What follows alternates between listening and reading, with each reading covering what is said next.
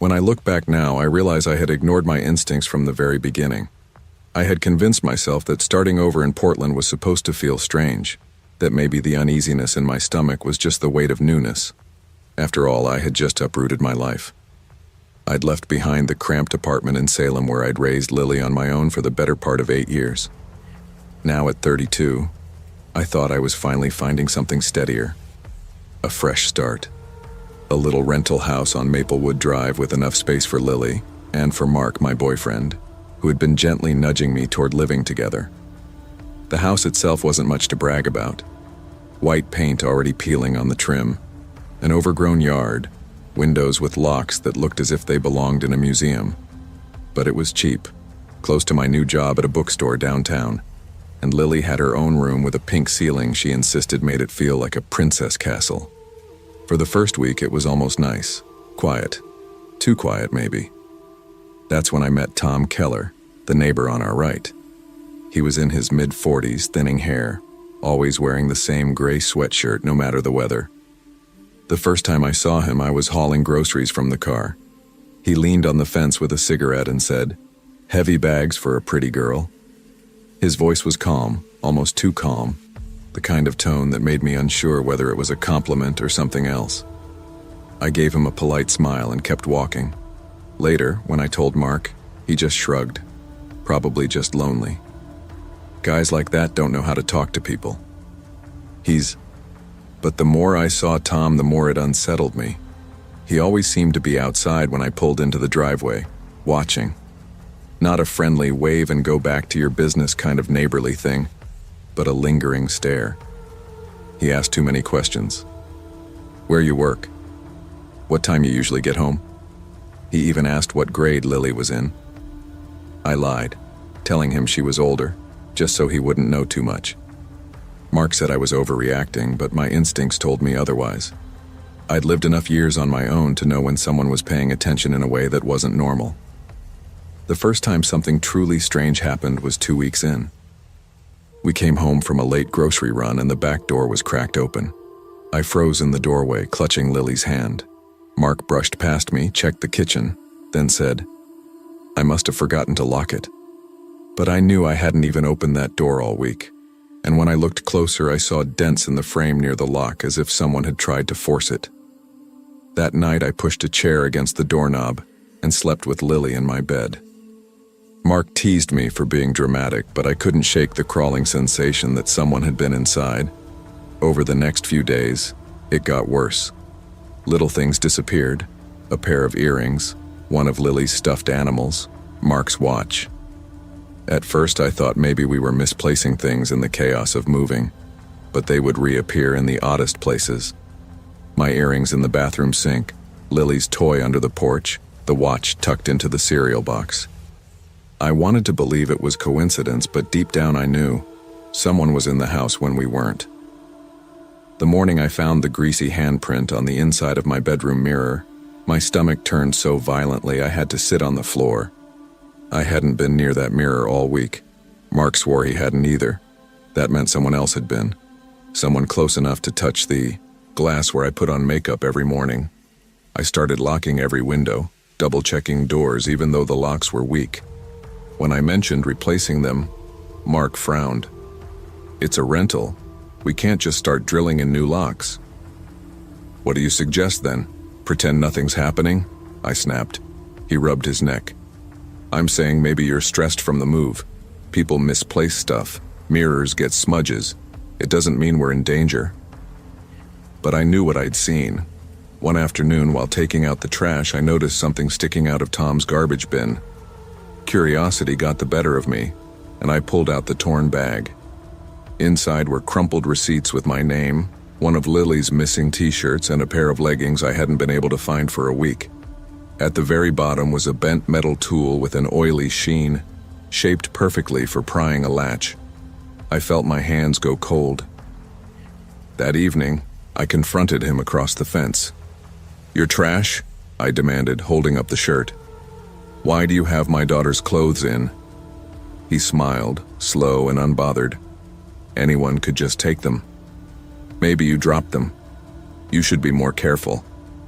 The casualness of his tone was worse than anger, like he wanted me to know, like it was all a game. I called the police that night. 2 officers came, listened politely, then went next door to talk to him. When they returned, their expressions were neutral. He says he doesn't know anything about your belongings. Without solid proof, there's not much we can do. He's lying, I said, voice shaking. One officer sighed. We'll file a report. Just keep your doors locked. That night I barely slept. Every creak of the house, every rustle outside made me sit up straight.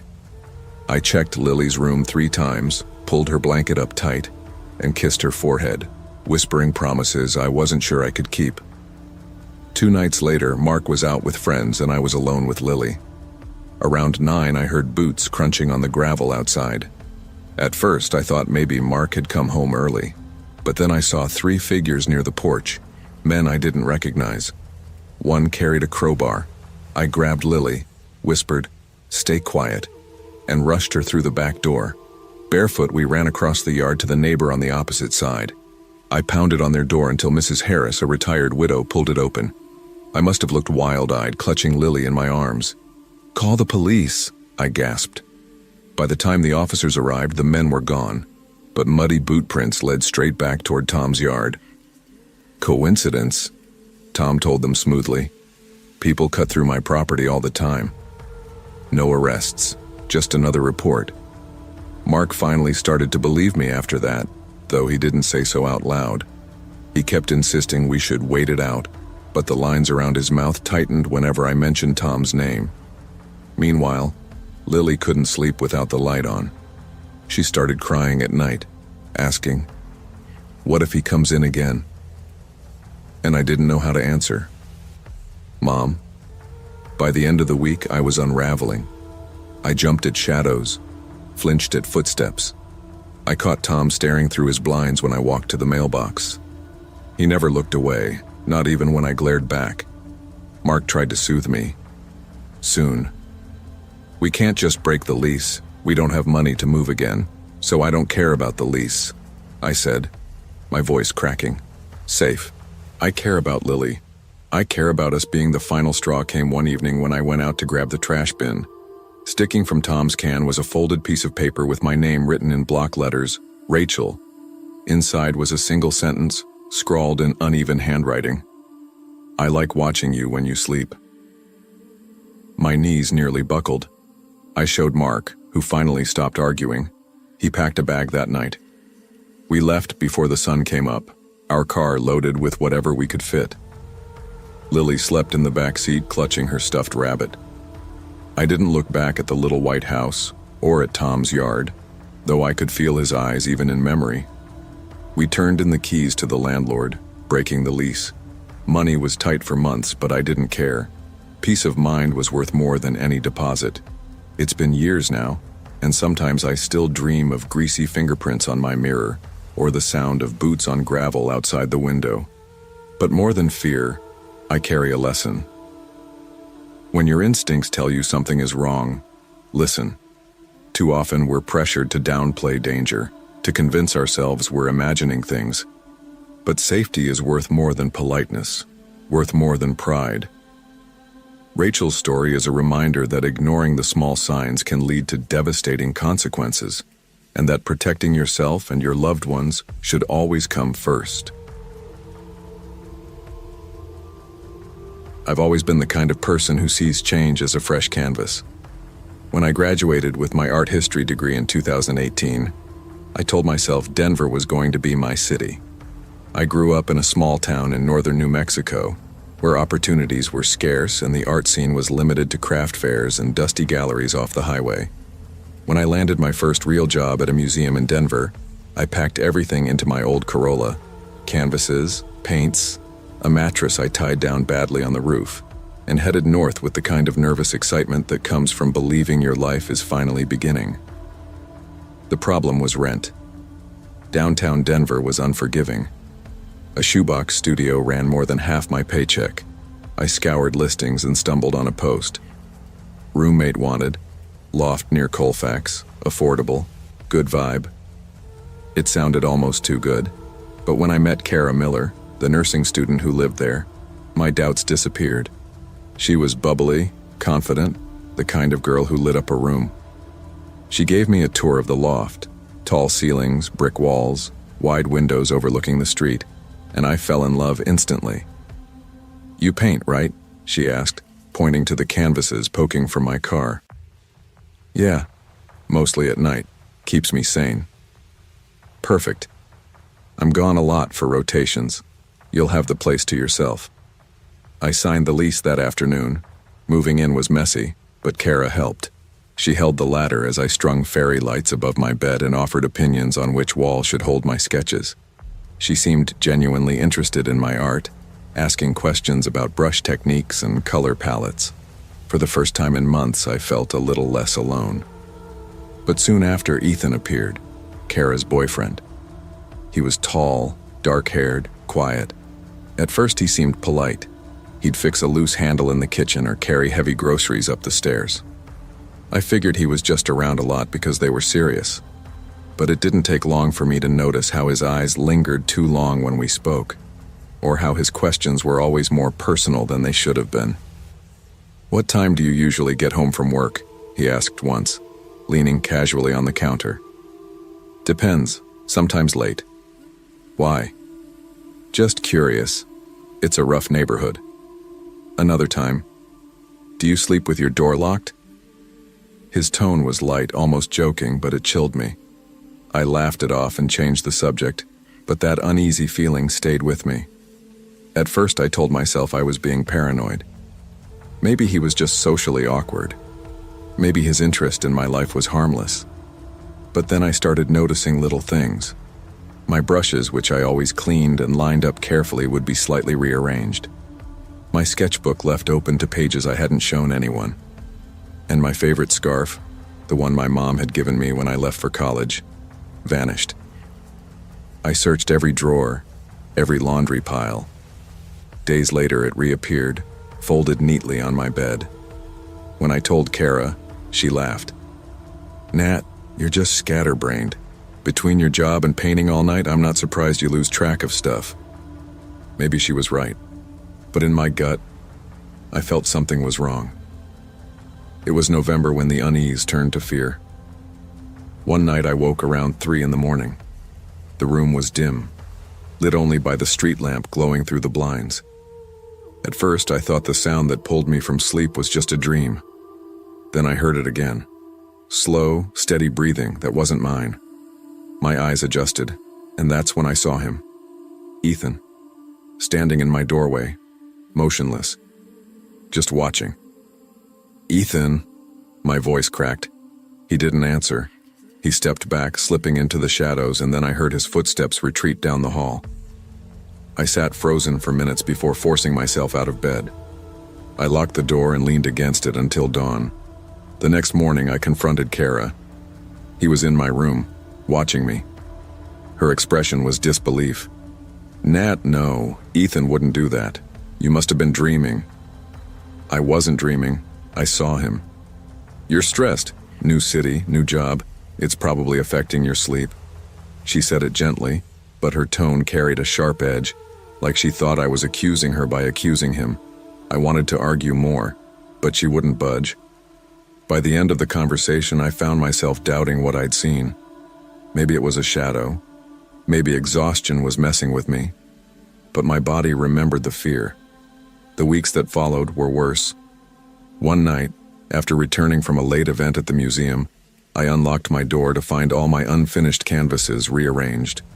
They were propped against the wall, turned toward the bed like an audience, and on my pillow sat my missing scarf, the fabric reeking of cologne. Ethan's. My chest tightened so badly I could barely breathe. I gathered the canvases, shoved them back into the corner, and stuffed the scarf deep into my closet. When Kara got home, I tried to tell her again. "It's not my imagination, he's messing with my stuff." She folded her arms, but helpful. "You're making him sound like a creep, and he's not. He's been nothing helpful." I nearly laughed. "His cologne? Do you think it's helpful to leave my scarf on my bed sprayed with her face flushed?" You need sleep, Nat. It was useless. I started locking my door every night, though the lock was flimsy. I pushed a chair against the handle too. Still, sleep became impossible. Every creak in the loft felt amplified. Every footstep in the hall made me hold my breath. One evening, Kara had a night shift at the hospital. I returned from work, exhausted, craving nothing but sleep. The loft was unusually quiet, and for a moment I let myself relax. When I opened my bedroom door, my breath stopped. Every wall was covered in photos, hundreds of them taped in neat rows. Some were screenshots from my Instagram, others candid shots taken around Denver, me walking near the museum, me drinking coffee at a cafe. But the worst were the ones clearly taken inside this loft. Me brushing my hair at the window, me asleep in bed. I staggered backward, my pulse thundering. That's when I heard him. Ethan's voice behind me, low and steady. Beautiful when you don't know I'm looking. You're so much more, I spun, but he was already stepping closer, his face calm, almost tender. Something primal took over. I bolted past him into the hall, heart slamming, and ran for the stairwell. I locked myself in and screamed until neighbors came. Someone called 911. By the time police arrived, Ethan was gone. I gave my statement to the officers, explaining everything, the late night watching, the missing belongings, the photos. But without Ethan there, without physical evidence tying him to the images, they couldn't do much. Do you have any of the photos? An officer asked. No. They were everywhere, but when I came back with the neighbors, they were gone. Gone? I nodded, tears spilling. He must have taken them before the cops got here. Kara arrived not long after, her scrub still on. She listened, but her face hardened. Ethan wouldn't do that. You're making him into some kind of stalker. He's not like that. I stared at her, disbelief choking me. Photos. How can you not believe me? Kara. He was in my room. He covered my walls with... She shook her head, muttering something about stress and paranoia. I packed that night. Leaving the loft felt like failure, but I didn't care. I left behind furniture, paintings, half my clothes. I carried only what I could fit in my car and drove aimlessly for hours before checking into a cheap motel. I called my parents, voice trembling, and told them everything. My mom cried. My dad wanted to drive to Denver that second. I begged them not to. Within a week, I found a sublet across town. Tiny, overpriced, but it had strong locks and neighbors who minded their own business. I didn't tell Kara my new address. For months, I jumped at shadows. If someone walked too close behind me, my body stiffened. At night, I double-checked every window, every door. I kept my paintings covered, unwilling to feel eyes on them. I never saw Ethan again, but sometimes I swear I feel him. When I paint late into the night and silence fills the room, I still glance at the door, half expecting to see him standing there, watching. Sometimes the most dangerous people are the ones we welcome into our homes under the guise of trust. Natalie's story reminds us that boundaries matter, that dismissing instinct in favor of politeness can be costly. Always believe the unease in your body. It's better to act on a warning sign and be wrong than to ignore it and be right too late. I never thought I'd be the kind of person who ran away from someone, but that's exactly what brought me to Dayton in the spring of 2022. My relationship had ended badly.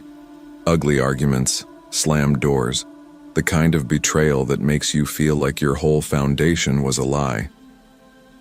After months of crying myself numb in the same apartment we had once shared, I finally decided I needed a clean slate. That's how I ended up on Westbrook Avenue, standing in front of a brick apartment building that looked older than me but carried the promise of quiet. The third-floor corner unit wasn't glamorous, but it had its charm. A little balcony overlooked the street, and the living room had a drafty window where I could sit with tea and grade papers. I told myself this was where I'd put myself back together, where I'd write again. Writing had always been the only place I felt in control. At first, life was simple. I walked to the high school where I taught English. spent afternoons scribbling story ideas in my notebook, and came home to solitude that felt healing instead of lonely. I even bought a set of plants for the balcony, herbs, succulents, anything green that didn't remind me of the past. But within weeks, little things began to gnaw at me. The blinds I swore I'd closed before bed were parted by morning. My bottle of perfume, which I kept neatly centered on my dresser, was shifted an inch. A stack of graded essays on the table was scattered like someone had rifled through them.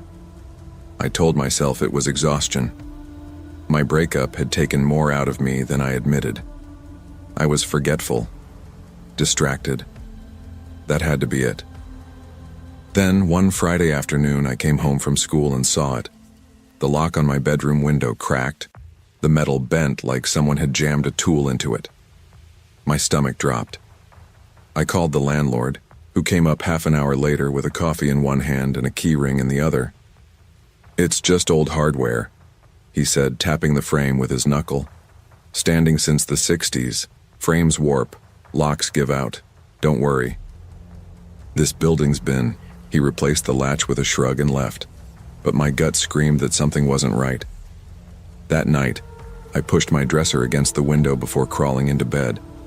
I told myself it was precaution, but really it was the only way I could fall asleep. The first time I thought I saw him, I convinced myself I was imagining things. I was lying in bed scrolling through my phone, the glow casting strange reflections on the wall. Out of the corner of my eye, my screen reflected something darker than the shadows, a figure standing in the corner of my room. I gasped, flicked on the lamp, and the corner was empty. My pulse hammered so hard I thought I'd faint. I told myself I'd been awake too long, my brain pulling tricks in the low light. 2 days later, I sat at my desk grading essays. A cup of lukewarm tea steamed beside me. For some reason, I glanced out the window across the street, and that's when I froze. In the top floor of the vacant building opposite mine, a man stood in the window. Tall, still, staring directly at me. I blinked, heart in my throat. The unit had been empty for months. When I first moved in, the landlord mentioned the top floor was sealed shut because of water damage. No one was supposed to be in there. I called him immediately. "There's someone in the vacant apartment across from me," I said, voice shaking. He sighed. "Olivia, no one's in there. Keys are locked up. It's been boarded for weeks." I saw him. "Stress," he said flatly. "You've been through a rough patch. Get some rest." I hung up, furious and terrified. That night, every sound in the building echoed in my bones. Pipes knocking, doors closing down the hall, footsteps overhead even though no one was supposed to live above me. At 2 a.m., just as I was drifting off, I heard it, faint tapping against my bedroom window. My breath caught. 3rd floor. Nothing should be able to reach my window. I inched toward the blinds, heart hammering. Slowly, I peeled them back. Nothing. Empty night, faint streetlight glow. But in the morning, when sunlight spilled across the glass, words appeared in the foggy condensation. Words written by a finger. "I like when you smile."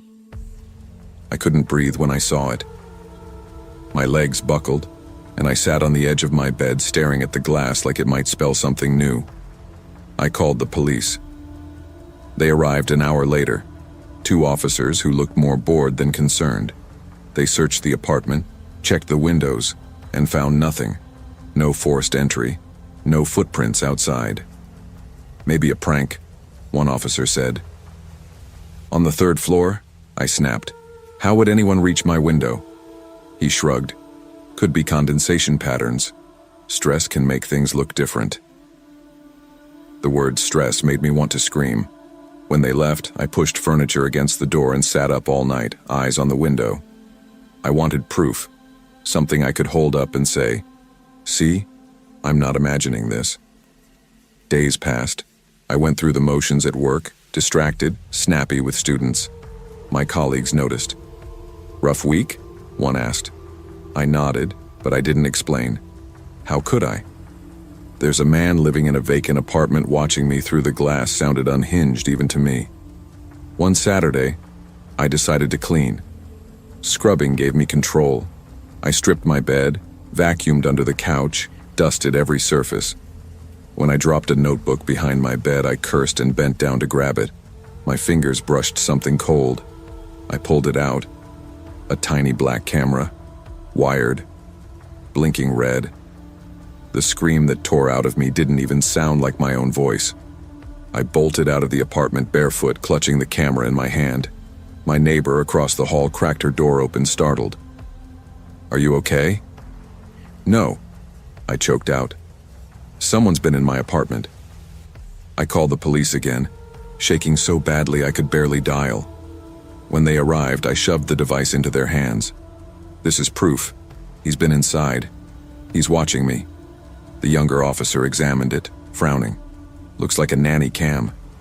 "It was under my bed," I shouted. "I live alone."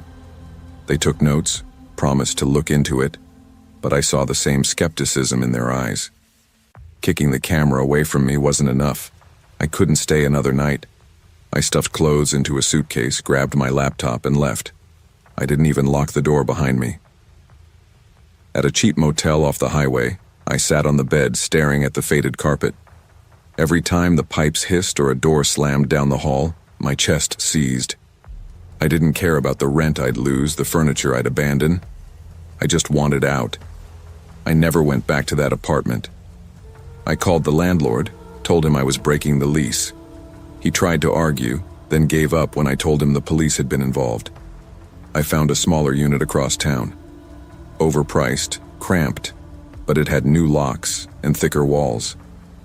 The first night, I sat in bed with the lights on, hugging my knees, waiting for shadows that never came. But healing wasn't instant.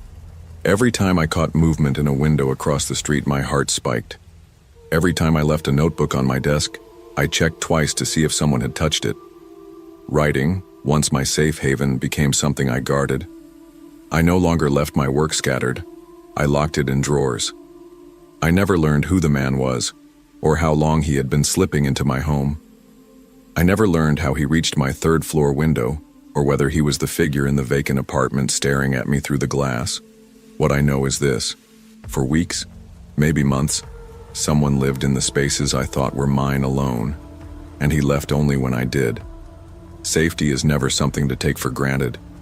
Locks, doors, and walls create the illusion of control, but vigilance and boundaries protect us more than bricks or glass.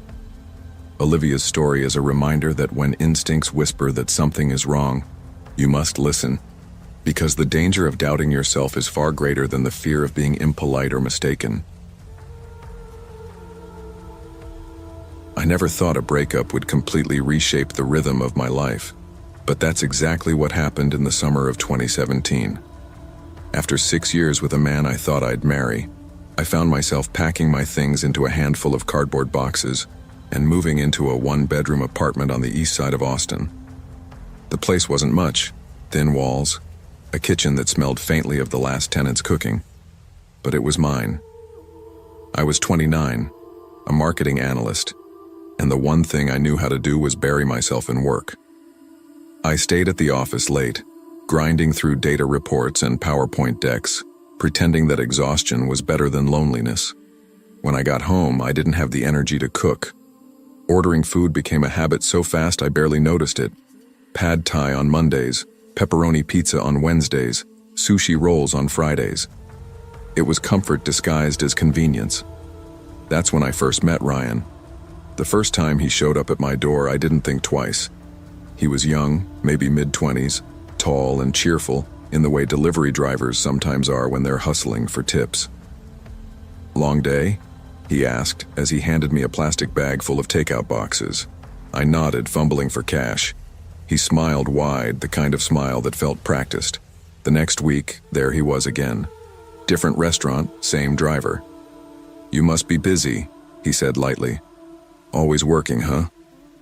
His words were casual, but I remember pausing, wondering how he could possibly know what my schedule was like. I brushed it off, gave a polite laugh, and shut the door. Over time, though, he kept appearing. No matter what I ordered, no matter what app I used, it was always Ryan who showed up. Sometimes he carried the food with one hand, waving with the other like we were old friends. Sometimes he lingered for a beat too long, eyes flicking past me into the apartment as if he wanted to memorize the layout. "You've got a presentation tomorrow, don't you?" he said once, handing me a box of noodles. My stomach tightened. I had told no one, not even my coworkers, that I was nervous about presenting at the quarterly meeting. "How do you know that?" I asked, forcing a laugh. "You just look like someone who stays up late working. I notice things." Something in his tone unsettled me, but I smiled stiffly, thanked him, and closed the door. That night I told myself I was imagining things. Just a friendly delivery driver. Just coincidence. Still, when I got ready for bed, I found myself pulling the curtains tighter. I didn't know it then, but those small moments, the smile, the comments, the lingering at the door, were the first cracks in the wall between harmless convenience and something much darker. And once the cracks began, it didn't take long for the whole wall to collapse. The first strange delivery came on a Thursday. I hadn't ordered anything, but when I opened the door to leave for work, a paper bag sat on the mat. Inside was a burger and fries, still warm, the receipt tucked neatly into the side. My name wasn't on it, but I shrugged. Mistakes happened all the time. I left it on the counter and forgot about it. The next night, another bag appeared. This time a dessert box with a note inside. "You deserve a treat after a long day." I stared at the handwriting, neat block letters in black ink. My chest tightened. Nobody knew how long my days were. Nobody cared enough to leave me dessert. Nobody except Ryan. I tried to rationalize it. Maybe the restaurant messed up. Maybe someone dropped it at the wrong apartment. But the following week, groceries appeared. Bread, milk, pasta. My name was written on the bag in the same tidy handwriting. That night I called my best friend Julia. "I think my delivery driver is, I don't know, watching me?" "You're kidding," she said. "What makes you think that?" I told her about the notes, the extra food. "That's not normal," she said firmly. "You need to call the police." "What am I supposed to say? Some guy brought me free cake and milk?" Julia sighed. "Need to be careful." "Hannah, listen to me. If he's crossing boundaries now, it won't stop here." I promised I would, but the truth was I brushed it off. It felt too small, too silly to make into a police matter. Then came the night I walked into my apartment and knew something was wrong. I dropped my bag on the counter, kicked off my shoes, and froze. On my dining table sat a plastic takeout box. The lid was closed, steam still clinging to the edges. But that wasn't what made my stomach lurch. Candles flickered beside it. My Bluetooth speaker hummed with soft music. I hadn't left it on. Every hair on my arm stood up. I backed into the hallway, heart hammering, eyes darting to the door. Locked. Windows locked. Nothing broken. Someone had been inside. My hands shook as I called Julia. "Apartment." "He was here," I whispered. "Someone was inside my call 911 right now." I did. Officers arrived, polite but dismissive. They walked the rooms, checked the locks, glanced at the food. "No sign of forced entry," one said with a shrug. "Could be a prank. Maybe you forgot to lock up." "I didn't," I said firmly, but he was already writing it off in his notes. They left, and I sat awake the entire night, the untouched food glowing faintly in the dark. That was when the fear took root, the kind that doesn't let you breathe right, the kind that makes you wonder what else you've missed. The next evening, as I sat curled on the couch scrolling my phone, my screen lit up with a message from an unknown number. "Don't ruin our date." My stomach dropped. I hadn't given my number to anyone new. My first thought was Ryan. But how did he get it? I jumped up, checking every lock again, every window. The apartment was silent, the air too still. I was about to call Julia when I turned back toward the couch. There was a bag sitting on it. I hadn't heard the door, hadn't heard anything. My fingers trembled as I opened it. Inside was no food, just a photograph. It was me, taken the night before. Sitting on the same couch, phone in hand, completely unaware. I dropped the photo like it burned. I ran to the hallway, yanked open the door, scanned the hallway. Empty. My neighbors' doors were shut, the air heavy with silence. That night, I didn't stay. I grabbed a bag, stuffed it with clothes, and drove straight to Julia's apartment. She opened the door in her pajamas, eyes wide when she saw me shaking. "I told you," she whispered after I explained. "Any more? You have to go to the police again. This isn't small, so we did." At the station, I showed them the photo, the text, the bags. The detective frowned. "Do you know this man's last name?" "No," I admitted. "Just Ryan. He's a delivery driver." They promised to look into it, promised patrols, promised I'd be safe, but promises don't fill the silence when you're lying awake, imagining footsteps outside your door. I stayed with Julia for a week, avoiding my apartment. Each time I thought about going back, my stomach knotted. What if he was inside again? What if he was waiting? Still, leases don't break themselves. I had to return eventually. When I finally stepped back inside, the apartment looked the same. Clean, untouched, almost ordinary. But my eyes caught on the corner of the coffee table. Another photograph. This one was of me sleeping. I don't remember screaming, but Julia told me later she could hear me from the parking lot. I called the police again, this time demanding a detective. They came, studied the photo, asked the same questions: how he got in, whether I gave him a key, whether I was sure it was Ryan. "I'm not imagining this," I snapped. "He's been inside more than once." The detective nodded grimly. "We'll pull his records, see what we can find." In the meantime, I installed cameras. One by the front door, one in the living room, one in the bedroom. For the first time in weeks, I felt like I had some control. It didn't last. 2 nights later at 2:17 a.m., my phone buzzed with a motion alert. My stomach twisted as I opened the feed. There he was. Ryan, standing in the doorway of my living room, staring directly into the camera lens. He lifted his hand slowly. In it was a piece of paper. "Let me in." I scrambled for the phone, dialing 911 with shaking hands. "He's here. He's inside." But when the sirens arrived minutes later, the apartment was empty. The detective's voice was low the next day. "You need to leave. Tonight. Stay with a friend, family, anyone. He's escalating, and we don't know what he's capable of." So I did. I packed a bag and left everything behind. The furniture, the curtains, even the cameras. I stayed at my sister's house for weeks, too afraid to even drive past the old building. By the time I broke the lease officially, Ryan had vanished. No arrests, no answers. Just an absence that felt more suffocating than his presence. It's been years since I left that apartment, but I still live with the echoes of it. I don't order delivery anymore. I don't eat takeout unless I pick it up myself. When a stranger smiles at me too warmly, I feel my pulse spike. Sometimes I tell myself he's gone, that maybe the police scared him off, or he moved away, or he found someone else to fixate on. Other nights, I lie awake staring at the window, convinced he's out there somewhere waiting for the right moment to reappear. I've rebuilt my life since then. New city, new job. I even live with a roommate now because silence is no longer comfort. It's a warning.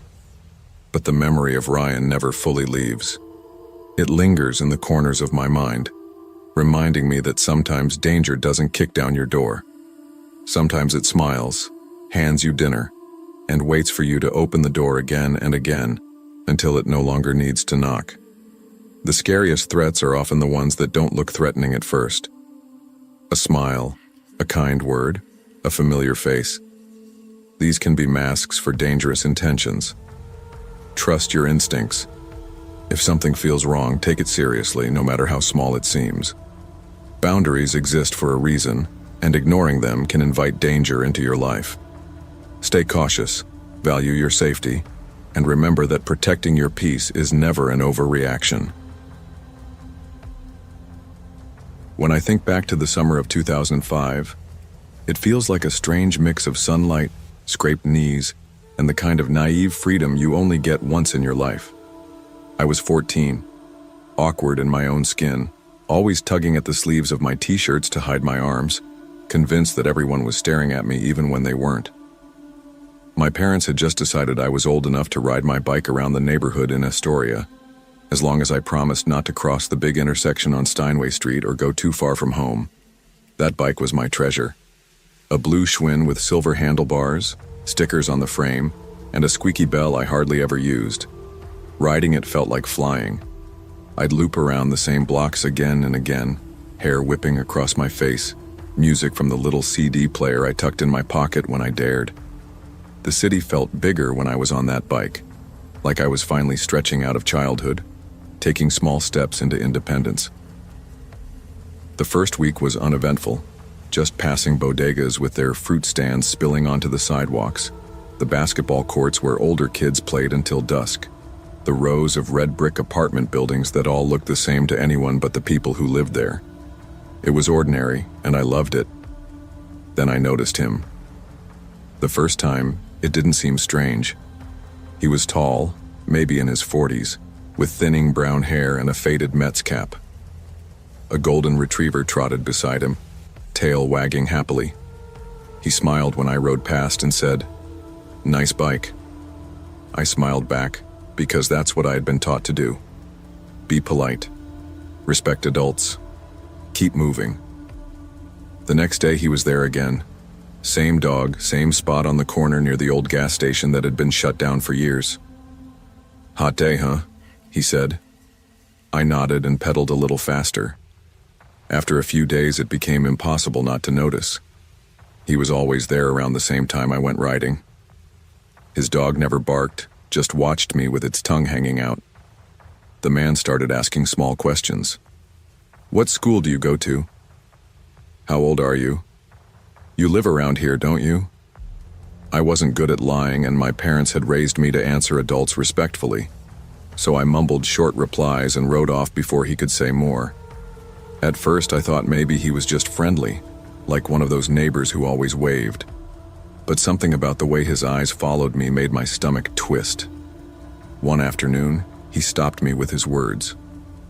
"You know," he said, tugging the leash as his golden retriever sniffed the sidewalk, "there's a shortcut behind that old gas station. Leads straight to the mall, safer than the main road." I slowed my pedaling. I'd lived in Queens my whole life. I knew those streets like the back of my hand, and I knew for a fact there was no shortcut behind the gas station. His smile stretched wide, like he wanted me to believe him. My hands tightened on the handlebars. Something inside me screamed to keep moving, and I did, nodding politely before pedaling away as fast as I could. That night at dinner, I mentioned it offhand, the way kids do when they don't realize the weight of their own words. "Rice. Some guy keeps walking his dog near the gas station," I said, poking at He told me there's a shortcut to the mall, but I know there isn't. My mom froze mid-bite. My dad's fork clinked against his plate. "What guy?" my mom asked sharply. I shrugged. "Just some man, with a golden retriever." Her face hardened. "What did he say to you exactly?" I repeated the words, suddenly nervous at her reaction. "From now on," she said firmly, "you don't ride alone." I didn't understand then, but I would. The next afternoon, my mom insisted on walking with me. She put on her sneakers, tucked her hair into a baseball cap, and said she wanted some exercise. I knew better. This wasn't about fitness. This was about the man. Sure enough, he appeared. Same spot near the gas station, same golden retriever. His easy smile slipped when he saw my mother beside me. "Afternoon," he said casually, tugging the dog's leash. My mom's voice was sharp. "Why are you talking to my daughter?" He blinked, then chuckled like it was all a big misunderstanding. "Nice bike. My dog likes watching her ride by." "Just being friendly. She's got a don't talk to her again," my mom said. Her tone left no room for argument. His jaw tightened. For a moment, the smile vanished completely, and I saw something colder in his eyes, something that made my stomach drop. Then he muttered, "Fine," and pulled his dog away without another word. We walked home in silence. My mom's grip on my shoulder was firm, almost painful. That night, after I'd brushed my teeth and climbed into bed, I overheard my parents talking in the kitchen. Their voices were hushed, but urgent. "Registered sex offender?" my mom whispered, eventually. "He's been here for years. I told you he'd slip up." My dad's voice was tight. "And the cops can't do anything?" "Not unless he acts on it." That's what they told me. I pulled the blanket up to my chin, my heart pounding. The word sex offender echoed in my head. I didn't know the full weight of it, not really, but I knew enough. The next morning, I wasn't allowed to ride at all. "It's not safe," my mom said. "Not until we figure this out." The freedom I'd loved so much was gone overnight. My bike leaned against the wall by the door, untouched. Every time I glanced at it, I felt like I was being punished for something that wasn't my fault. At school, I told my best friend Lena. Her eyes widened. "That's so creepy. Did he, try to grab you?" "No," I admitted. "He just talks. But it doesn't feel right."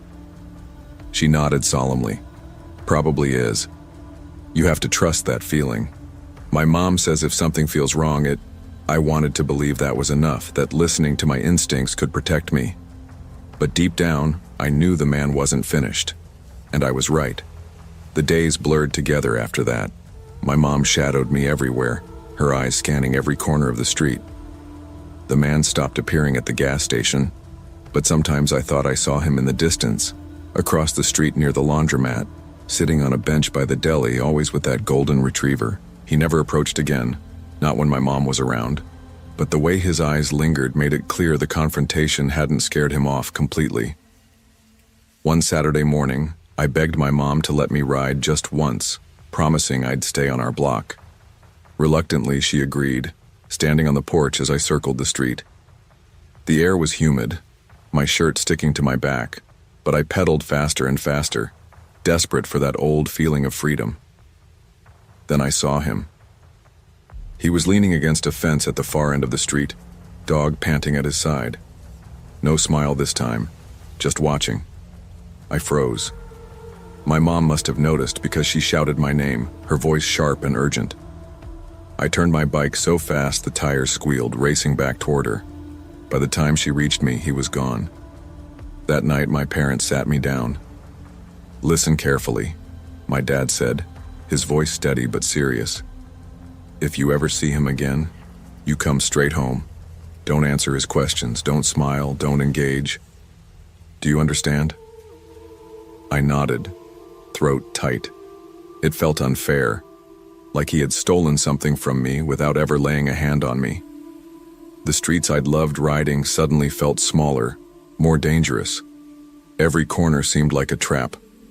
And though I never told anyone, I started to dream about him. Dreams where I was pedaling and pedaling, but no matter how fast I went, I couldn't outrun the sound of his footsteps or the jingle of the dog's collar. As summer wore on, the man seemed to fade into the background of the neighborhood. I'd catch glimpses of him here and there, but he never tried to talk to me again. My mom said it was because he knew we were watching now. Still, the damage was done. I no longer begged to ride my bike. The sight of him, even across the street, made my stomach twist. My independence had been snatched away in a matter of weeks, replaced by a sharp awareness I hadn't asked for. One afternoon, Lena came over. We sat on the stoop eating popsicles, and I told her everything. "That's messed up," she said. "You can't even ride your bike because of some creep." "I know," I muttered. She leaned closer. "But it's not your fault. Remember that." I nodded, though the guilt still lingered. That evening, as the sun dipped low, my mom and I walked to the corner store together. And there he was, turning the corner with his golden retriever, leash pulled tight. For the first time, I didn't look away. My mom's hand closed around mine. The man's eyes met hers, cold and unreadable. For a moment, it felt like time froze. Then he tugged the leash and disappeared down the block. We didn't speak until we were back home. My mom knelt in front of me, brushing hair from my face. "I need you to know something," she said. "People like him. They look normal. They smile, they act polite, but that doesn't make them safe. You can't always trust appearances. I swallowed hard and nodded. I understood then, in a way I hadn't before, that the world wasn't as safe as I'd thought. By the time school started again in September, the man with the dog was no longer a daily presence. I don't know if he moved, or if my parents' watchfulness scared him off, or if he simply found another routine. But the impact stayed with me. I didn't ride my bike around the neighborhood anymore. The freedom I'd once felt was replaced by caution, by the knowledge that sometimes danger doesn't look like danger until it's too late. Years later, as an adult, I drove through Astoria on my way to visit an old friend. The streets looked smaller, the gas station still boarded up, the basketball courts cracked and faded. I saw kids riding their bikes carefree and laughing, and for a moment, I envied them. As I passed a row of brick houses, I caught sight of a man walking a golden retriever. My hands tightened on the steering wheel, heart racing, even though I knew it couldn't be him after all these years. But the instinct remained, to look away, to speed up, to get as far from him as possible. That summer in 2005 taught me something I never forgot. Freedom can be fragile, and sometimes it only takes one stranger to steal it from you. Predators don't always appear dangerous at first. Sometimes they wear ordinary smiles, walk friendly dogs, and seem like harmless neighbors. But true safety comes from listening to your instincts, speaking up, and trusting the people who protect you. Never ignore the feeling that something isn't right, because often, that feeling is the warning that saves you. When I first moved to Seattle in the fall of 2015, everything felt like a fresh start. I had just turned 20, beginning my second year at the university, and I finally had my own space. A little dorm room in a building that always smelled like burnt coffee and printer ink. My parents had gone through a messy divorce the year before, and both of them wanted me to call often, to pick sides, to reassure them that I was okay. But being in Seattle gave me a sense of distance I didn't know I needed. I could lose myself in literature classes, quiet evenings in coffee shops, and long walks in the rain. I wasn't the kind of student who thrived at parties or made friends easily. My circle was small, my 2 roommates and a coworker from the bookstore down the street where I worked part-time. That job was my sanctuary.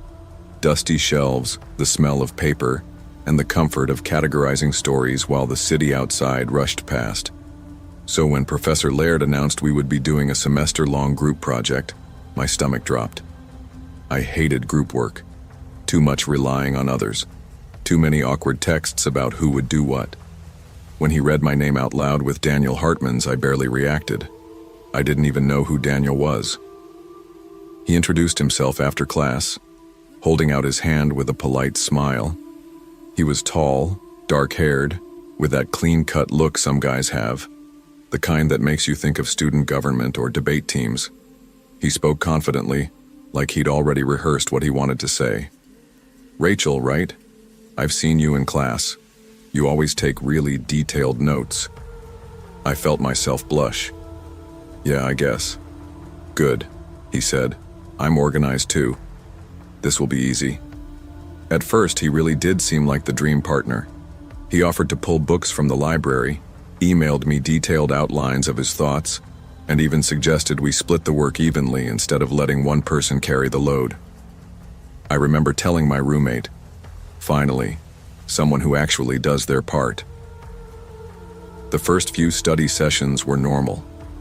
We met in the library, laptops open, papers spread out, but I began to notice little things. The way he'd stare at me a second too long before answering. The way he always seemed to know when I was free, even before I said anything. He'd comment on my coffee order, on the way I doodled in the margins of my notes, on how I tucked my hair behind my ear when I was thinking. I brushed it off. Maybe he was just observant. But the texts started coming late at night. At first it was about the project. "Did you get through chapter 4? Do you want me to draft the outline?" Then it shifted. "That sweater you wore today looks nice. You always smile at the professor's jokes. It's cute." I'd reply with short answers, trying not to encourage him. "Thanks." Or, "Yeah." Or sometimes nothing at all. But when I didn't answer, he'd follow up with, "Did I do something wrong? You seem distant." I told myself he was harmless, that maybe he just didn't know how to interact with people. But deep down, a small part of me felt uneasy. I just wasn't ready to admit it yet. It was a Tuesday night when I first realized something was wrong. I had just finished a closing shift at the bookstore, my hands still smelling faintly of old paper and espresso from the cafe corner. I slung my backpack over my shoulder and walked out into the damp Seattle night. When I reached my dorm, I unzipped the bag to grab my keys and froze. Tucked neatly inside the outer pocket was a small notebook. It wasn't mine. I pulled it out, flipped it open, and felt my stomach clench. Every page was filled with handwriting I recognized. My handwriting, my doodles, my half-finished quotes, the little notes I'd scribbled in class. But it wasn't my notebook. It was his. Daniel had copied everything. And worse, in the margins, he'd added comments. "We're the same. I understand you. No one else gets you like I do." My fingers went numb. He had been inside my bag. I didn't even want to imagine when or how. The next morning, I confronted him. We were sitting at a library table, and I placed the notebook between us. "Why do you have this?" He smiled calmly, like it was no big deal. Wanted to keep track. "I just thought it was cute. You take notes like I do. You can't just go through my stuff." He tilted his head. "Rachel, relax. It's not a big deal. You're overreacting." Something in his tone made me want to scream, but the library was too quiet, too public. People were watching. So I packed up my things and left without another word. That week, my social media accounts were hacked. My password stopped working, my email filled with alerts. And then the photos started circulating. Nothing scandalous, but personal. Me in pajamas on FaceTime with my mom, a snapshot I'd saved of me and my roommate watching a movie. Pictures I had never posted anywhere. My roommates assumed I'd been careless. "You probably use the same password for everything," one of them said. I didn't correct her. I just locked myself in my room and changed every password I could think of. But in my gut, I knew who was behind it. After the notebook and the photos, I tried cutting Daniel off completely. No texts, no study sessions outside of class. I figured if I ignored him long enough, he'd get bored and move on. But silence didn't stop him. One Thursday night, I dragged myself back from the library after midnight. The hallway lights in my dorm flickered, and I felt heavy with exhaustion. But when I reached my door, I noticed it was slightly open. My heart raced. Inside, everything looked normal. Except on my desk, a single white rose, lying across my favorite book, the one I had been reading the night before. I backed out of the room so fast I nearly tripped. My roommate came down the hall asking what was wrong, but I couldn't speak. I just pointed. We called campus security. They checked the cameras, down for maintenance, no record of anyone entering. When I told the officer I thought it was Daniel, he shook his head. "He's a straight-A student, works with professors all the time. Are you sure you're not jumping to conclusions?" The disbelief cut deeper than the fear. If no one believed me, what chance did I have? For weeks I slept with the lights on. I jumped at shadows. And still, I told no one outside my roommates. I didn't want to be labeled paranoid, but my silence didn't protect me. The turning point came on a rainy Saturday. I was walking back from my bookstore shift, umbrella useless against the wind. The streets were quiet, shiny with water, and every step echoed too loudly. Then I heard footsteps behind me. At first, I told myself it was just another student. But when I sped up, the footsteps did too. My chest tightened. I gripped my phone, ready to dial. Without thinking, I darted into a crowded diner, the bell over the door ringing sharply. The warmth of the room hit me like a wave. I slid into a booth, trying to calm my breathing. That's when I saw him. Through the rain-streaked window, Daniel stood outside. No umbrella, no jacket, just standing in the downpour, staring at me. His eyes didn't blink. His lips didn't move. He just watched. I felt my throat close. For the first time, I knew I wasn't safe. That night, I filed a police report. My voice shook as I described everything. The notebook, the hacked accounts, the rows, the footsteps. The officer nodded, took notes, and promised to look into it. But when the days passed, nothing happened. Daniel still came to class. He still smiled at people. And when I told my professor, she looked surprised. Daniel, he's one of my best students. I'm sure there's some misunderstanding. The isolation was worse than the fear. It felt like screaming into a void. Then, just as suddenly as it started, he disappeared. One week he was in class, raising his hand with answers, smiling like always. The next, his seat was empty. Rumors spread fast. Some said he transferred to another university. Others whispered that his family moved. No one knew for sure. But I knew. I knew he was still out there. Years later, I'm still in Seattle. I still work at the bookstore now as a manager. My life has settled into routines. Early mornings with coffee, long hours among shelves, quiet nights at home. On the outside, it looks like peace. But it isn't. I check my locks twice every night. I keep my curtains drawn. I avoid walking home alone after dark, because I can't shake the feeling that he hasn't really gone, that he's just waiting, watching from a distance, deciding when to step back into the light. Some people tell me I should move on, that he was just a college kid with a crush, but they didn't see what I saw in his eyes through that rain-streaked window. They didn't read the words he scrawled in the margins of my stolen notes. No one else gets you like I do. I've carried those words with me ever since. Obsession often hides behind politeness, charm, and the mask of being nice. Too often the warnings are ignored because the person doesn't fit society's idea of danger. But listening to your instincts is never wrong. If something feels off, speak up, protect yourself, and never let anyone convince you that your safety is an overreaction. Trusting your gut can be the difference between being silenced and being safe. I never thought I'd end up back on dating apps at 31. But the truth is, when you spend 3 years with someone and then watch it collapse overnight, loneliness creeps in fast. Chicago winters don't help either. The streets are gray and empty. The lake wind cuts through your bones, and even crowded coffee shops feel like they belong to everyone but you. That was my life in December of 2019. My name is Daniel Carter, and back then I was a software engineer who thought I had everything figured out. A good job, a steady girlfriend, and a plan for the future. When the relationship ended, the silence of my apartment grew unbearable. Even the hum of my computer didn't comfort me anymore. That's when I downloaded the app.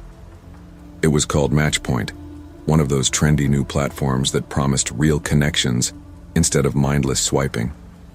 I figured, what did I have to lose? At first, it was the usual. Profiles that didn't say much, short conversations that fizzled out after a day or two.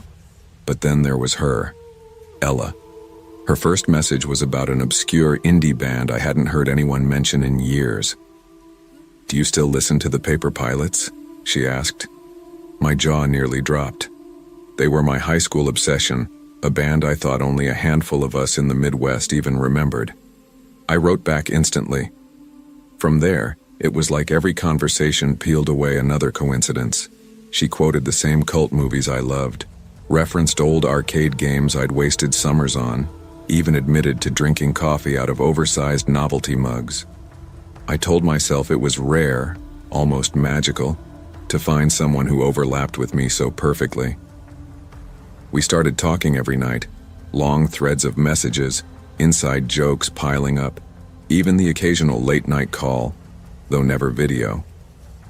Whenever I suggested FaceTime, she brushed it off. "I hate cameras, I look terrible on video, I'm too shy." I wanted to push, but I didn't. After the breakup, I craved someone to just be there. Ella filled the silence better than anyone else. At first, I didn't notice the details she dropped into conversation. Things like how I tapped my foot when I was nervous or the way my voice cracked late at night when I was tired. I assumed I'd told her more than I realized. When you're lonely, you overshare. At least that's what I told myself. It wasn't until the garlic incident that I felt the first real shiver of fear. It was a Thursday night. I'd just gotten home from work, snow clinging to my coat, the apartment warm from the radiator that barely worked.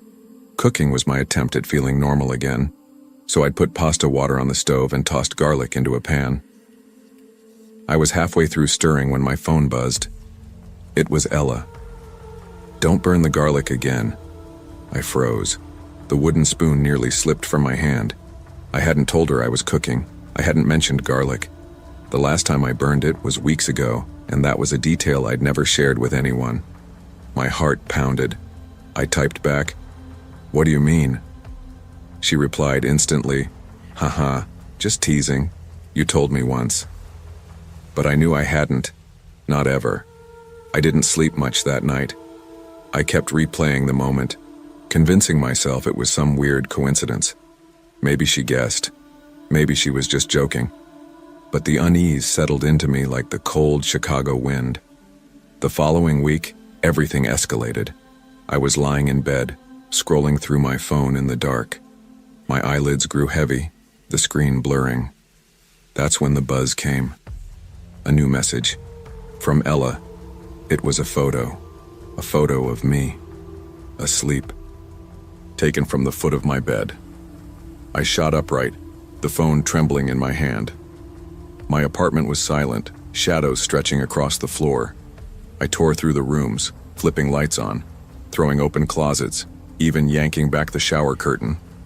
No one was there, but someone had been. The next morning I didn't go to work. Instead, I tore my apartment apart. Every shelf, every corner, every crevice. That's when I found it. A pinhole camera, no bigger than a shirt button, tucked neatly between the spines of books on my shelf.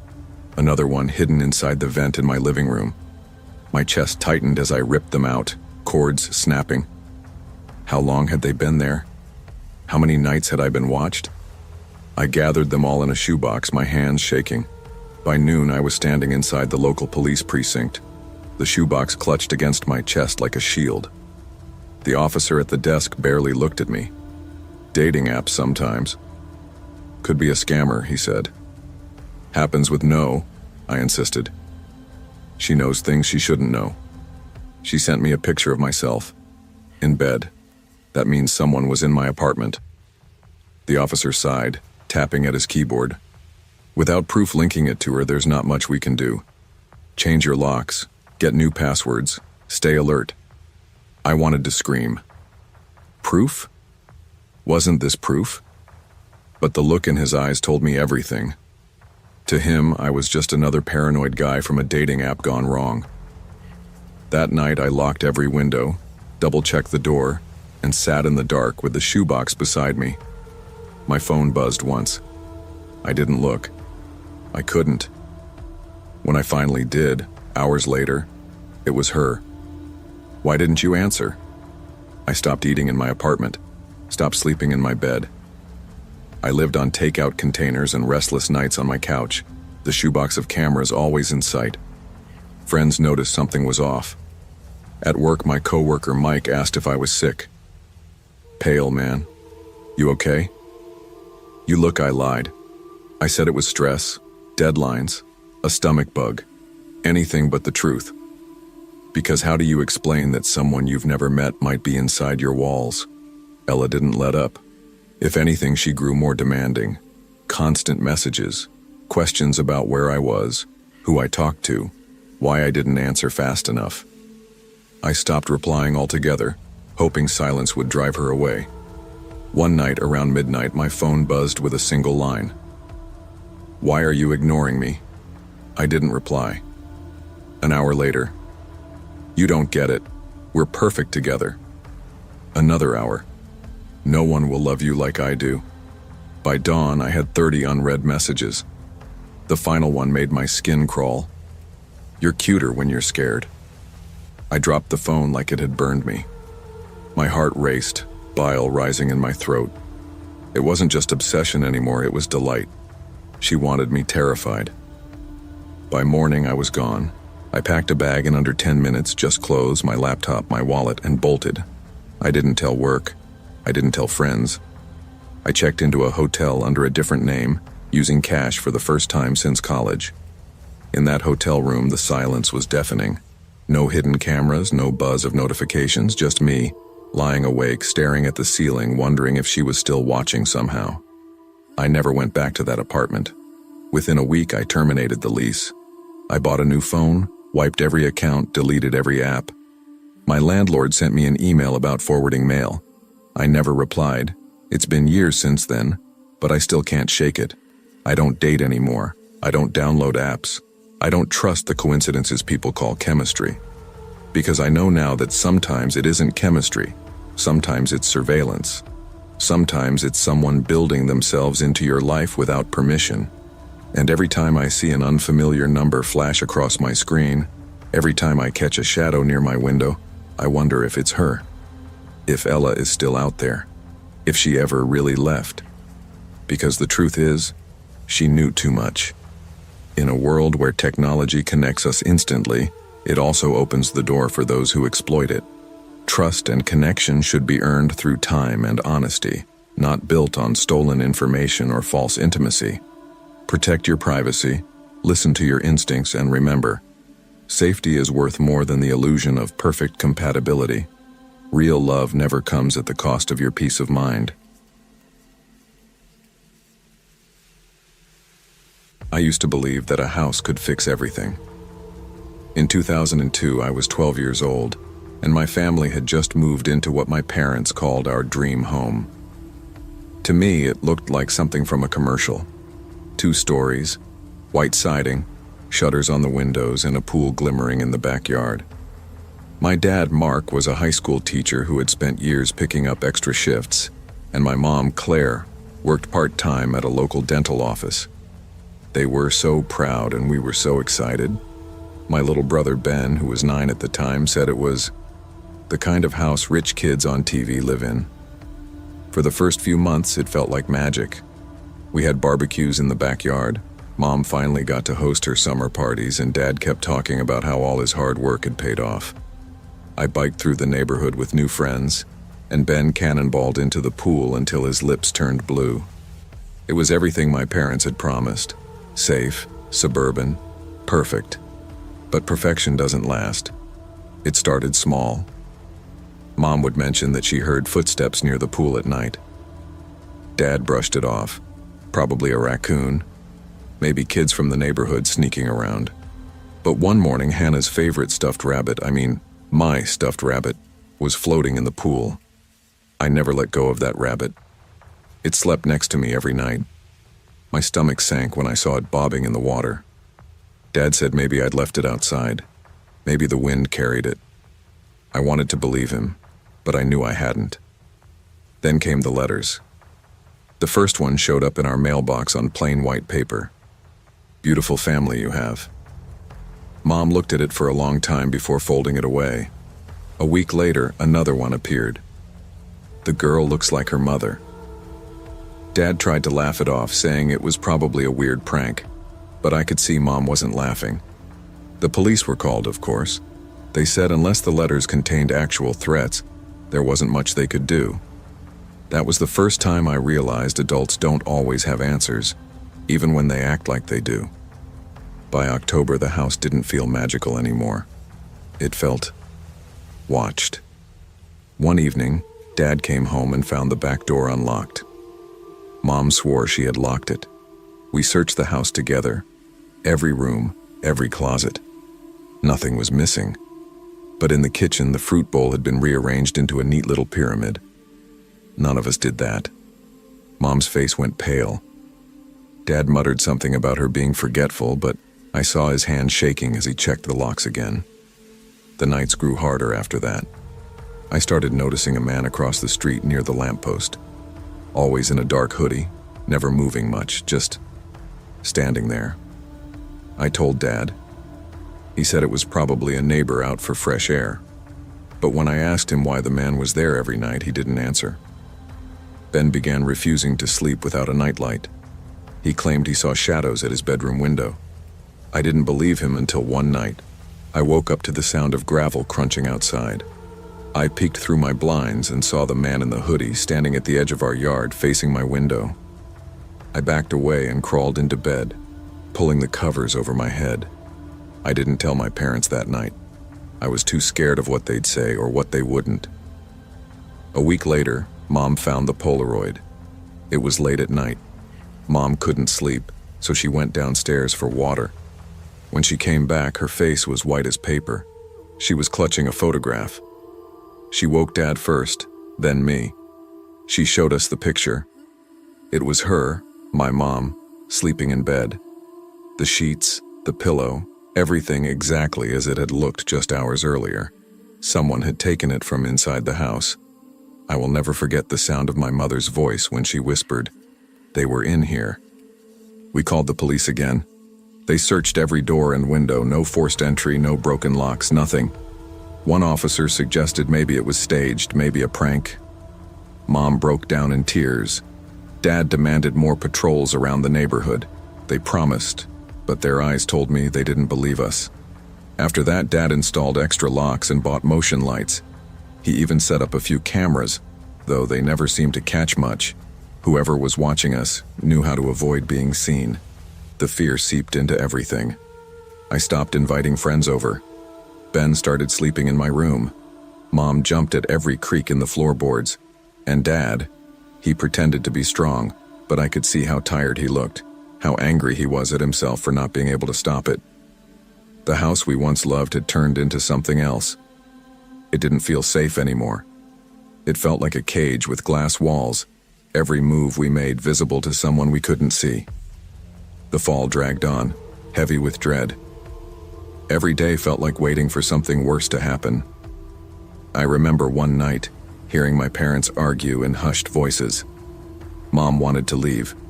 Dad insisted we couldn't give up the house he'd worked so hard for. "This is our home," he said. "I won't let someone drive us out."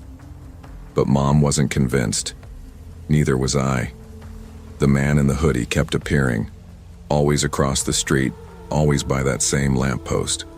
One night I worked up the courage to yank the blinds wide open and stare back. For a moment it felt like he was staring into me.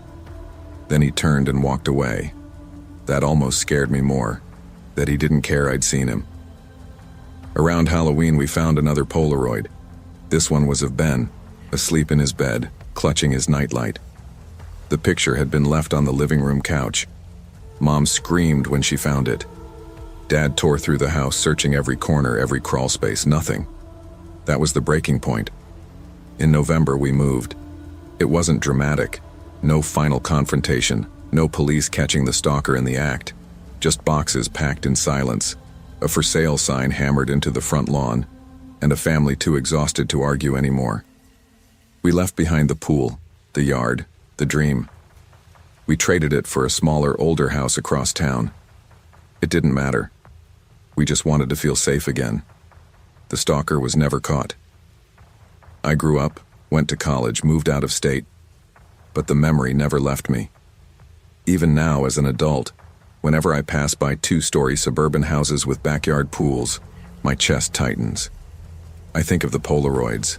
I think of how someone stood over us as we slept, snapping pictures, leaving them behind like trophies.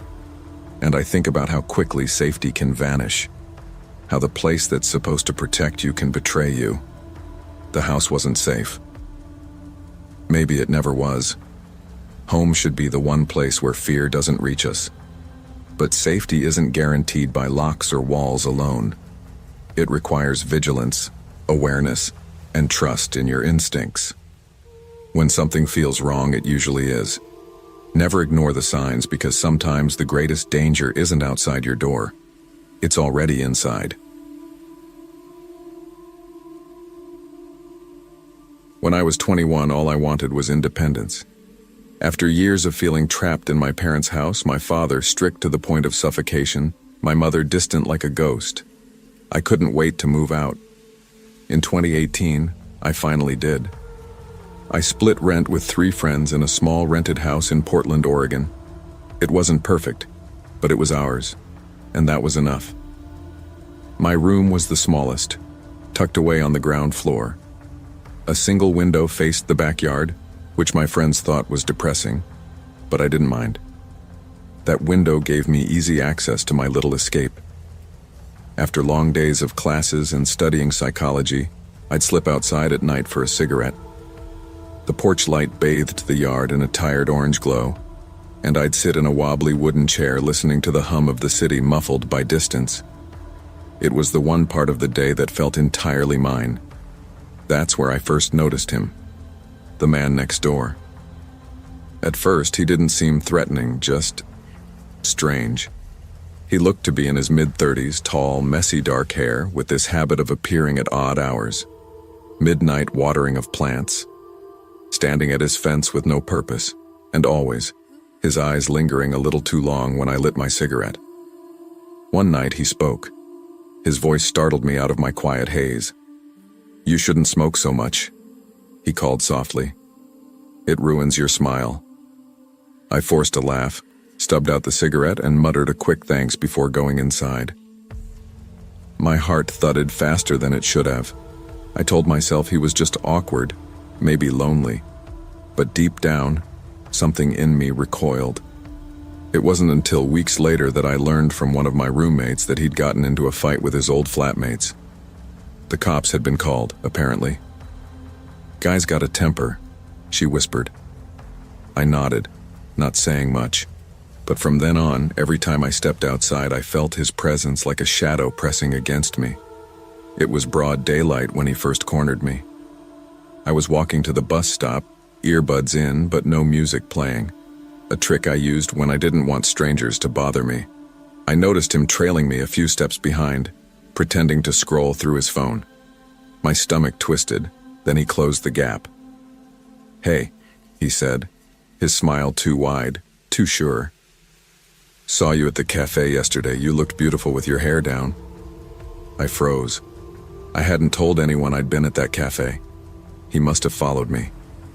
I pulled my jacket tighter. "Please stop watching me," I said, my voice sharper than I expected. His smile twitched, faltering for just a second, then he tilted his head. "I'm not watching, I'm just noticing." I walked away quickly, pulse hammering in my ears. That night, when I came home, he was sitting on our doorstep. A plastic grocery bag beside him filled with beer cans. "Thought I'd wait," he said casually, like it was normal. I ducked back inside and called my roommate Jason, whispering into the phone. "He's here. He's right outside." Jason sighed, half annoyed. He's probably drunk. Don't overthink it. I'll be back in an hour." An hour. It might as well have been forever. I stayed hidden by my window, peeking through the blinds. He sat there sipping beer, muttering to himself, glancing at the door like he knew I was watching.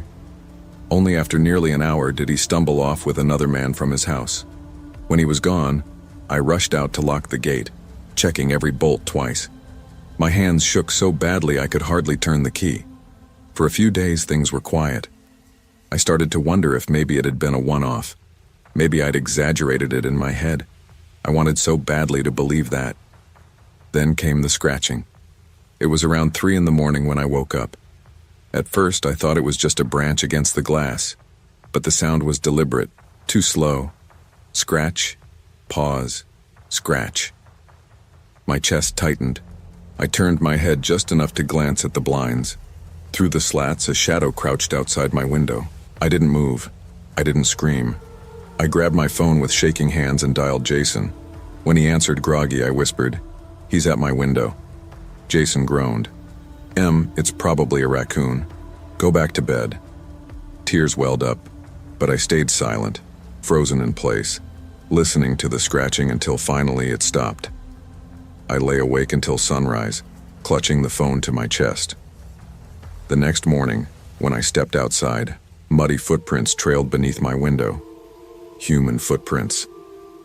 I showed them to my roommates. No one said much. We called the police. They listened politely, took a few notes, and left me with the same useless advice. Stay alert. Don't be alone with him. I wanted to scream. Staying alert didn't stop muddy footprints. From that night on, I stopped smoking outside. I shut my blinds tight. I walked with headphones in, music blasting to drown out the sound of my own heartbeat. I never left the house alone unless I knew my roommates would be home when I got back. But the fear didn't stay contained to the house. It followed me everywhere. At the grocery store, I'd feel eyes on me. On the bus, I'd catch sight of dark hair a few rows back. Sometimes I couldn't tell if it was him or just my imagination, but that didn't matter. The fear was the same. Jason tried to reassure me. Look, Em, if he does something serious, the cops will get involved. Until then, don't let him get in your head. But he was already in my head. Every creak in the night, every rustle by the window, every unfamiliar footstep outside, I felt him. One evening, I came home to find a beer can sitting neatly on the porch. No note, no explanation, just the can upright, waiting. I didn't touch it. I couldn't. That night, I slept in Jason's room with the door locked. By spring, I couldn't take it anymore. My friends thought I was being dramatic, but I didn't care. I broke the lease early, packed my things, and left Portland. I told them I needed a fresh start, that the city wasn't for me. The truth was simpler. I couldn't live in constant fear. I couldn't keep waiting for the next scrape at the window or the next shadow on the porch. I moved across town to a small apartment. The walls were thin, the neighborhood noisy, but it didn't matter. For the first time in months, I slept with the blinds open just a crack, to remind myself I had nothing to hide. But the fear didn't leave. Even now, years later in a different city, I wake up sometimes at 3 a.m., heart racing, convinced I can hear scratching at my window. I tell myself it's just a dream, just memory. But deep down I know the truth. Once you've lived with someone standing at your door, watching, waiting, you never really forget it. Evil doesn't always wear a mask or hide in the dark. Sometimes it lives next door, disguised as a neighbor, excused as awkwardness, dismissed as harmless. But unease is a warning, not an overreaction. Trust your instincts, set boundaries, and never let anyone convince you that fear is just in your head. Your safety is worth believing in even when others. I used to think of the woods as freedom. Since high school, Derek and I had made it a tradition. Every winter, we'd pack up our gear, hike into the forest, and spend a few nights cut off from the world. No phones buzzing, no city noise, no obligations. Just the sound of wind through the trees and the crackle of fire on cold nights. By 2013, I was 24, working full-time at an auto repair shop. My days bled together. Oil-stained uniforms, the buzz of fluorescent lights, hands raw from grease and cold metal. Derek was a year older, just starting as a park ranger assistant. His life the opposite of mine. Outdoors, fresh air, the kind of job he had always dreamed of. When he suggested keeping the tradition alive that winter, I agreed without hesitation. I didn't know it then, but that trip would be the last. We parked the truck at the trailhead mid-afternoon, the sky already pale with winter light. Snow crunched beneath our boots as we hauled gear through the woods. Derek moved with ease, adjusting his pack like he was born for this. I lagged behind, watching our breath rise in thin clouds. That's when I noticed the footprints. They weren't ours. Bigger, fresh, leading the same way we were headed. Hunters, probably, Derek said when I pointed it out. His tone was casual, but his eyes flickered over the prints a little too long. I tried to shake it off. The forest was public land. Of course, other people used it. Still, I couldn't ignore the feeling of being led somewhere, like we were walking a path already chosen for us. By the time we set up camp, the sky was bruised purple. The fire sputtered to life, and for a while, everything felt familiar again.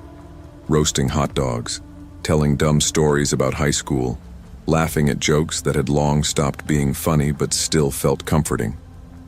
The woods, in those moments, felt like they always had. Ours. Until the scream. It sliced through the night, sharp and human. I froze mid-bite, my hot dog falling into the snow. "Tell me that was an animal," I whispered. Derek forced a laugh, but it cracked at the edges. Cougar, maybe. They scream like people sometimes. But I knew. My gut told me. That wasn't an animal. That was someone. The fire suddenly felt too small, too fragile against the dark pressing in around us. We tried to shake it off, to pretend it was nothing. But minutes later came another sound. Footsteps in the snow. Heavy, deliberate, not close, but close enough. "Grab the knife," Derek muttered, his voice tight. I pulled out the small hunting knife we always carried, suddenly aware of how useless it felt in my hand. I swallowed hard. "Hello?" I called, my voice breaking. "Anyone out there?" Silence. The woods seemed to lean in, holding its breath. Derek grabbed a flashlight. "Let's check it out. Better to know than sit here waiting." Every step away from the fire felt wrong. My boots crunched against the snow, the beam of light cutting through tree trunks and branches like pale bones. 50 yards from camp we found it. A deer carcass, ripped open, blood freezing against the snow. I gagged, pulling my scarf over my mouth. Jesus. But what made my stomach twist wasn't the deer. It was the boot prints around it. Not hunting tracks, not quick. Just circles. Like someone had stood there watching. Derek swung the light toward the trees. And that's when I saw him. A man. He wasn't hiding. Wasn't moving. Just standing among the pines, staring at us. He wore no hunting gear, no bright jacket. Just dark clothes that swallowed the light. "Hey!" Derek shouted, his voice shaking. "What the hell are you doing out here?" The man didn't answer. Didn't flinch. Just watched. I felt cold down to my bones. "We need to go. Now." We stumbled back to camp, throwing our gear into bags with clumsy hands. All the while, footsteps echoed beyond the firelight, circling us. We didn't run, not yet, but panic had already set its claws in. Packing up felt endless. My fingers were clumsy with fear, fumbling at frozen zippers and straps. Derek shoved the last bag into my arms. "Move," he hissed. We doused the fire, the sudden darkness making my stomach lurch. Only our flashlights cut through the black, beams bouncing wildly as we hurried toward the trail. Behind us, the crunch of footsteps followed. He wasn't trying to be quiet. Whoever he was, he wanted us to know he was there. "Don't look back," Derek said. His voice was low, urgent. But I did. A shape moved between the trees, not close enough to see his face, but close enough to know he was keeping pace. My chest burned. Every breath came out ragged. I clutched the knife like it could save me, though I knew it couldn't. We didn't talk, didn't dare. Just the rhythm of our boots pounding snow, the hiss of our breath, and the steady, taunting echo of his steps. By the time the truck came into view, I thought I might collapse. Relief surged through me. Safety, warmth, an escape. But as we reached the driver's side, Derek stopped dead. My eyes followed his. On the windshield, scrawled with a finger in the condensation, were the words, "You shouldn't have come." The world tilted. My stomach dropped. Derek swore under his breath, fumbling for the keys. My hands shook so hard I nearly dropped my flashlight. We threw ourselves into the truck. Doors slammed. The engine roared to life. And still, the woods loomed around us, silent now, as if they had swallowed him whole. The drive home was silent. Derek's hands gripped the wheel so tight his knuckles went white. My own hands wouldn't stop shaking. The knife still clutched in my lap, though I knew it was useless now. Neither of us looked back. Neither of us wanted to see if he was still there. When we finally pulled into my driveway, Derek shut off the engine and just sat there. Neither of us moved. The only sound was the ticking of the cooling engine. "What the hell was that?" I whispered. Derek shook his head, eyes fixed straight ahead. "Doesn't matter. We're not talking about it." But I couldn't stop thinking about it. The scream, the deer, the man, the words on the windshield. That night I tried to sleep, but every creak of the house sounded like footsteps in the snow. Every shadow in my room looked like him, standing, watching. The next morning I called Derek. We need to tell someone. The cops, rangers, somebody. He cut me off. And tell them what? That we saw a guy in the woods? They'll laugh us out of the station. But he wrote on the truck, wipe it off. Forget it happened. His voice was sharp, final. So I tried, but forgetting isn't the same as healing. Months passed. Winter faded into spring, then summer. Life returned to normal, or at least it looked like it did. I went back to work, greasy hands under fluorescent lights. Derek kept his ranger job, posting pictures of hikes online, smiling like nothing had ever happened. But we never went camping again. I couldn't. The thought of a tent, a fire, the woods pressing in, it made my chest tighten until I couldn't breathe. I stopped hiking, stopped fishing, stopped everything that reminded me of that night. Derek tried once to convince me to go again. It was just some crazy guy, he said. It won't happen again. But I saw the flicker in his eyes, the way he avoided looking at me. He was as scared as I was. Even now, years later, I still hear it sometimes. That scream.